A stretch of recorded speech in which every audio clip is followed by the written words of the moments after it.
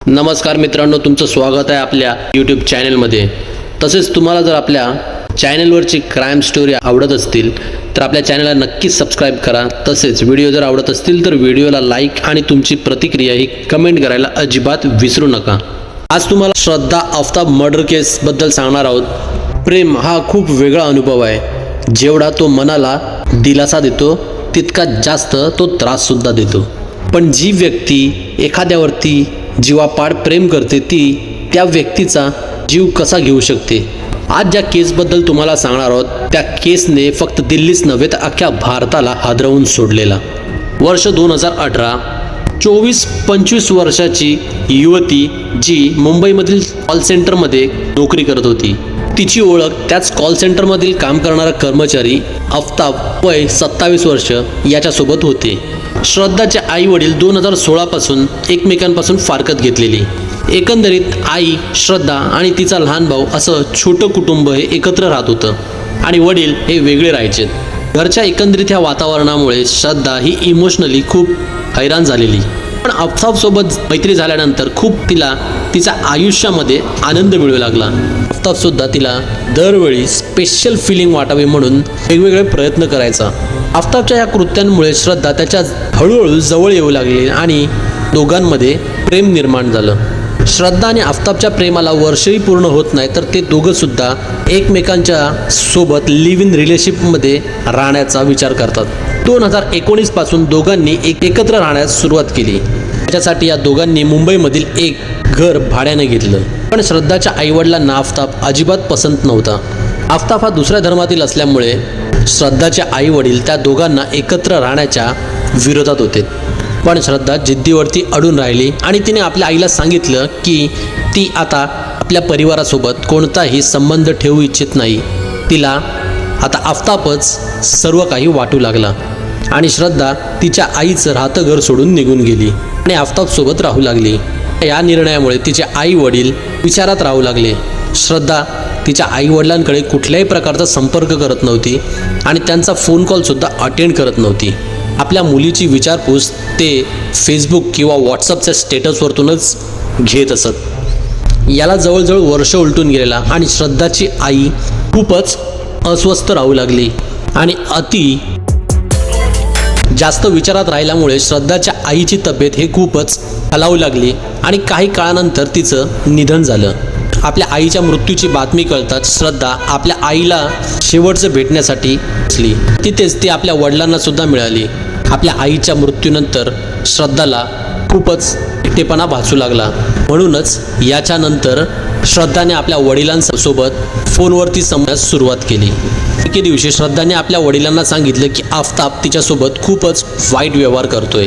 ते कधी कधी तो तिच्यावरती हात सुद्धा उगारतो। आपल्या पोरीची अशी होणारी अवस्था पाहून वडिलांनी तिला परत येण्यास सांगितलं। श्रद्धाने आफ्ताबचे हे वागणं पाहिल्यामुळे आणि आपल्या वडिलांच्या परतीच्या संदेशामुळे श्रद्धाने पुन्हा येण्याचा विचार केला।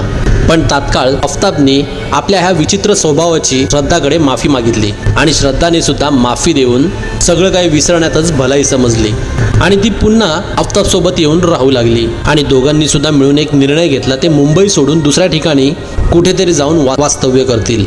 जवळजवळ महिनाभर ते हिमाचलमधील कित्येक स्थळांवरती फिरू लागले। 8 मे 2022ला दोघेही परत येऊन दिल्लीमधील छतरपूरमध्ये येऊन वास्तव्य करू लागले। दिल्लीमध्ये आल्यानंतर श्रद्धा आपल्या वडिलांसोबत फक्त व्हॉट्सअपच्या माध्यमातूनच त्यांच्या कॉन्टॅक्टमध्ये होती। म्हणजेच तिने पुन्हा एकदा घरी फोन करणं बंद केलेलं। एखाद्या वेळेस तिचे वडील जेव्हा कॉल करायचे त्यावेळी कॉल कट करून किंवा फोनचं उत्तर न देता ती मेसेज करून सांगायची की मी बिझी आहे। हळूहळू व्हॉट्सअप आणि फोनवरती श्रद्धाचे अपडेट्स येणे सुद्धा बंद होऊ लागले। ही गोष्ट श्रद्धाच्या वडिलांना मनामध्ये खटकू लागली आणि आफ्ताबला सुद्धा खूप वेळा फोन करण्याचा प्रयत्न केला पण नेहमी त्याचा फोन हा स्विच ऑफ यायचा आणि शेवटी श्रद्धाच्या वडिलांनी पोलिसांची मदत घेण्यातच धन्यता मानली। श्रद्धाचे वडील आपल्या मुलीची मिसिंग कंप्लेंट घेऊन पोलीस स्थानकामध्ये गेले. मुंबईपासून दिल्लीपर्यंत तिचा शोध घेऊ लागले आणि श्रद्धाची केस सुद्धा मुंबई पोलिसांनी दिल्ली पोलिसांच्या स्वाधीन केली. श्रद्धाच्या वडिलांनी सांगितलं की श्रद्धा आफताब सोबत खूप वेळापासून लग्न करण्याच्या मनसुब्यात होती, पण आफताब लग्न करण्यास तयार नव्हता. श्रद्धाच्या वडिलांना संशय होता की आफताब हा आपल्या मुलीचा फक्त फायदा उचलत होता. ज्यावेळी पोलिसांनी इन्व्हेस्टिगेशन सुरू केली त्यावेळी पोलिसांना एक गोष्ट निदर्शनात आली की श्रद्धा खूप वेळेपासून मिसिंग आहे. चौकशीत हे सुद्धा निदर्शनास आलं की दिल्लीमध्ये शिफ्ट झाल्यानंतर आफताब हा एकटाच राहू लागलेला. बाजूवाल्यांनी हे सुद्धा सांगितलं की श्रद्धासारखी दिसणारी मुलगी सुरुवातीला घरात राहायची, पण पुष्कळ दिवसांपासून ती आफताबच्या घरी नाही आली. उलट कित्येक वेळा त्या घरामध्ये वेगवेगळ्या मुली येत होत्या. तिथेच त्या आफताबच्या सोबत रात्र काढायच्यात. या सर्व गोष्टी ऐकल्यानंतर पोलिसांचा संशय आफताबवरती वाढू लागला आणि याच मुद्द्यावरती एक दिवशी आफताबला पोलिसांनी अरेस्ट केली. नंतर या गोष्टीची एक एक कडी जोडू लागली. आफताबच्या घराची तपासणी केली त्यावेळी पोलिसांना आफताबच्या घरातील फ्रीजमधून वेगळीच मीठचा दुर्गंध येऊ लागला. मांसाच्या तुकड्यांना ज्यावेळी लॅबोरेटरीमध्ये टेस्ट करण्यात आलं त्यावेळी लक्षात आलं की हे तुकडे मानवी शरीराचे आहेत. पोलिसांनी छतरपूरमधील आजूबाजूच्या एरियांमध्ये स्नायपर डॉग्सच्या मदतीने तपासणी केली त्यावेळी तेथूनच जवळील जंगलामध्ये मानवी मांसाचे आणखीन काही तुकडे मिळाले आणि याबद्दल जेव्हा आफताबकडे चौकशी करण्यात आली तेव्हा त्याने पोलिसांना जी घटना सांगितली त्याच्याने अंगावरती शहारे उभे राहू लागले. त्याने सांगितलं की दिल्लीला शिफ्ट झाल्याच्या 10 दिवसानंतरच श्रद्धाची गळा दाबून हत्या केलेली. पण प्रश्न हा होता की दिल्लीमध्ये आफताबकडे कुठलीही गाडी नव्हती, ज्यामुळे त्याला बॉडीला ठिकाण्यावरती लावण्याचा त्रास होऊ लागला. त्याच्यानंतर आफताब मार्केटमध्ये जाऊन करवत, डस्टबिन बॅग आणि खूप सारे एअर फ्रेशनर्स घेऊन आला आणि घरी आल्यानंतर त्याने श्रद्धाच्या बॉडीला 35 तुकड्यांमध्ये कापलं. हे सर्व तुकडे आणलेल्या डस्टबिन बॅग्समध्ये भरून खोलीमधील फ्रीजमध्ये ठेवले. त्यानंतर तो रोज रात्री जेवल्यानंतर वॉकिंगला निघायचा आणि जाताना सोबत त्या डस्टबिन बॅग घेऊन छतरपूरमधील जंगलांमध्ये एक बॅगांमध्ये समाविष्ट केलेले ते मांसाचे तुकडे फेकू लागला. ह्या केसमधून हैराण करण्याची गोष्ट समोर आली. आफताबसाठी हे सगळं खूपच नॉर्मल वाटू लागलं. श्रद्धाला मारल्यानंतर काहीच दिवसांमध्ये तो ऑनलाईन डेटिंग ॲप्सच्या माध्यमातून लवकरच डेटिंगला सुद्धा दुसऱ्यासोबत जाऊ लागला. तो त्या मुलीला कित्येक वेळा आपल्या फ्लॅटवरती सुद्धा घेऊन येऊ लागला. पण श्रद्धाचे कापलेल्या शरीराचे तुकडे हे त्या घरातील फ्रीजमध्येच होते. आफताबने आपली कॉल सेंटरची नोकरी पुन्हा चालू केली आणि तिथे त्याची अजून एक गर्लफ्रेंड सुद्धा बनली आणि तो तिला सुद्धा आपल्या फ्लॅटवरती घेऊन यायचा. सर्व माहिती आफताबने पोलीस इन्व्हेस्टिगेशन वेळी सांगितली की त्याच्या आणि श्रद्धामध्ये पुष्कळ गोष्टी सुरळीत नव्हत्या चालू, ज्याच्यामुळे एके दिवशी त्या दोघांमध्ये खूप मोठं भांडण निर्माण झालं. भांडणाचा वाद इतका विकोपाला गेला की आफताबने श्रद्धाला धक्का देऊन खाली पाडलं आणि तिच्या छाताडावरती बसून तिचा गळा ताकदीनिशी आवळू लागला.